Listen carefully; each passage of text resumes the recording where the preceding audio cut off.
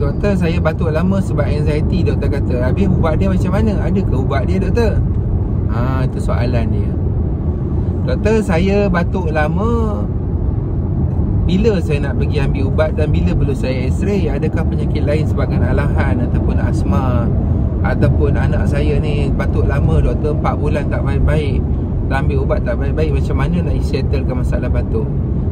Salam, ni Dr. Man. Hari ni saya nak cerita sedikit, nak kongsi sambungan daripada cerita batuk yang disebabkan anxiety yang sebelum ini, dan tips macam mana kita nak kena pasti, dan bilakah kita perlu ambil rawatan, dan apakah penyakit-penyakit yang biasa boleh menyebabkan kita batuk lama ya.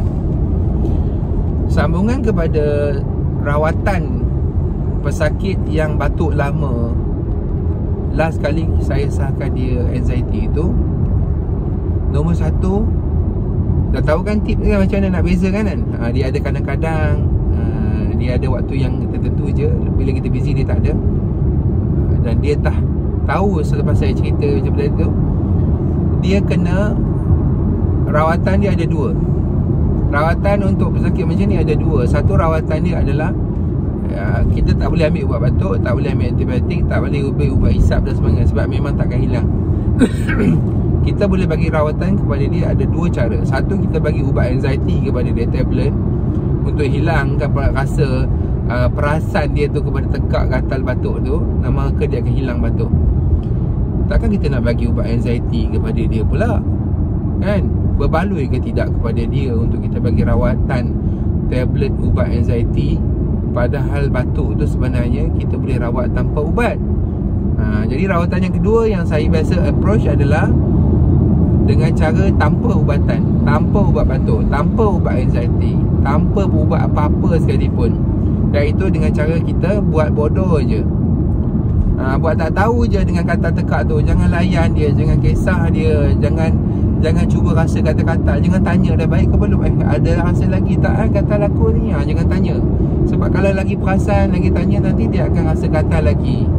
Itulah cara rawatan dia. Buat tak tahu, buat tak kisah, jangan layan, jangan pegang, jangan jangan gitu, jangan kisah. Fokus dah, jangan kerja. Macam mana doktor saya nak buat tak tahu sebab saya tahu? Kalau sekiranya anda tak boleh buat tak tahu dan anda kena makan ubat, takkan kita nak makan ubat anxiety? Rugi tak berbaloi. Kecuali lah kita rasa benda-benda seram sejuk, selalu panik, kan? Sampai tak boleh itu, tak boleh ini, makan tak boleh, tidur tak boleh, bekerja tak boleh, naik kereta pergi sana sini tak boleh. Dan baru kita perlukan rawatan itu daripada doktor pakar, psikiatris. Okay, perlukan ubat. Jadi kalau setakat batuk ni, buat tak tahu sajalah. Sebab apa? Sebab kita dah makan antibiotik, kita dah x-ray, kita dah buat test, kita buat macam-macam, kita buat semua normal. Dan doktor pun telah explain kepada kita, inilah salah satu ciri ataupun simptom anxiety, iaitu menyebabkan kita rasa gatal, tekak, dan kita akan batuk. Jadi tak perlulah kita kisah sebab kita tengah tidur dia okey, kita tengah makan dia okey, kita kena busy, tengah sibuk, tengah fokus dia okey. Jadi rawatannya adalah buat tak tahu dan fokus dengan kerja-kerja lain. Jangan layan dia. Jangan bagi jawapan, jangan bagi soalan, jangan ya ke, tapi kalau kita masih tapi-tapi, kita masih was-was, kita masih sangsi bahawa kita mampu untuk membuat tak tahu je, maka sebab itulah kita tak boleh nak hilang. Kita masih lagi ya ke, tapi doktor, kita tak nak berusaha untuk buat tak tahu kat dia. Tapi nak buat tak tahu macam mana doktor, saya rasa kata tekak. Ya, kalau macam tu makanlah ubat batuk, tak hilang kan? Antibiotik tak hilang kan? Tak hilang, dia takkan hilang. Sebab dia bukan batuk biasa, dia batuk rasa gatal, tapi tak ada kuman kat sini pun, rasa je gatal. Buat tak tahu je. Itulah masalah dengan kita, yang ramai orang pesakit anxiety ada. Masalahnya apa tahu? Masalahnya sukar menerima kenyataan bahawa itulah penyakit dia. Tapi doktor, dia dah tapi doktor saya gatal. Dia duduk tapi macam tu. Kita dah cerita dah, dia dah cuba ubat dah, tapi dia masih lagi duduk tapi dan tak yakin dan tak boleh terima kenyataan. Itulah sebab kenapa dia tak boleh nak baik dan tak boleh nak fokus dan tak boleh buat sibuk dan busy dan buat tak tahu. Sebab apa? Sebab masih kurang yakin.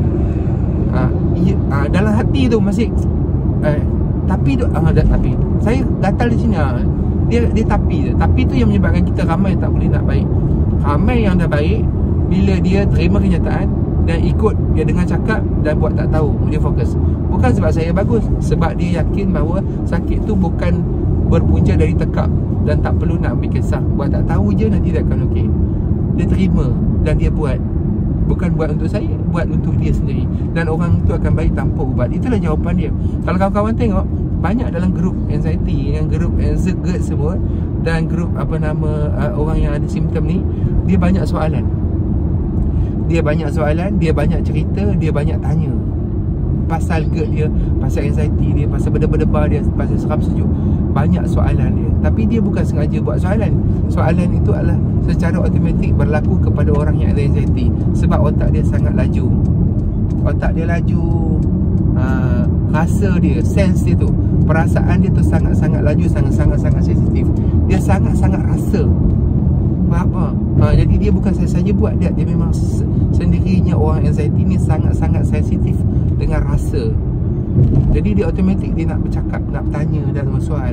Dan orang anxiety ni susah nak percaya dengan orang dan susah nak yakin dan takut dengan perkataan-perkataan yang penyakit. Dia takut. Kalau kita kata dia anxiety, ya ke? Dia takut. Dia tak boleh terima kenyataan.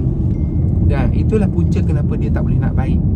Dan dia tak boleh berhenti dengan ubat. Dia masih lagi takut. Bila mana dia masih dalam rawatan, dia pun takut dengan ubat. Takut nak jumpa doktor. Takut dos tu banyak. Takut side effect. Takut makanan. Takut itu dan takut ini. Banyak benda yang dia akan elak. Sebab apa? Dia takut. Takut. Dia lupa bahawa sebenarnya itu adalah simptom anxiety juga. Jadi itulah kenapa kita tak ramai yang tak boleh baik tanpa ubat. Dan saya antara pesakit yang dah baik dengan tanpa ubatan. Dan saya nak kongsi macam mana saya dah baik tanpa ubat. Itu saja, ya. Tidak pun saya nak ajak kawan-kawan semua masuk grup saya ke ataupun datang berubat dengan saya. Anda semua kena jumpa psikiatris. Saya cuma membantu untuk nak bagi anda keyakinan bahawa kita perlu usaha sesuatu untuk merubat diri kita. Tak boleh bergantung kepada ubatan sahaja. Sebab penyakit anxiety ni tak boleh 100% bergantung kepada ubat. Perlukan kekuatan jiwa, perasaan, semangat untuk kita kembali kepada seperti mana dulu kita. Kena kuat semangat. Kena kuat. Aku dah baik, aku dah kuat, aku dah sihat. Buat tak tahunya kau dari sini. Buat tak tahu je. Lama-lama dia akan okey. Usaha perlahan-lahan dia akan datang sekali dan kita buat balik, maka batuk kita tu akan hilang, insya-Allah, ya. Itu saja. Assalamualaikum warahmatullahi wabarakatuh.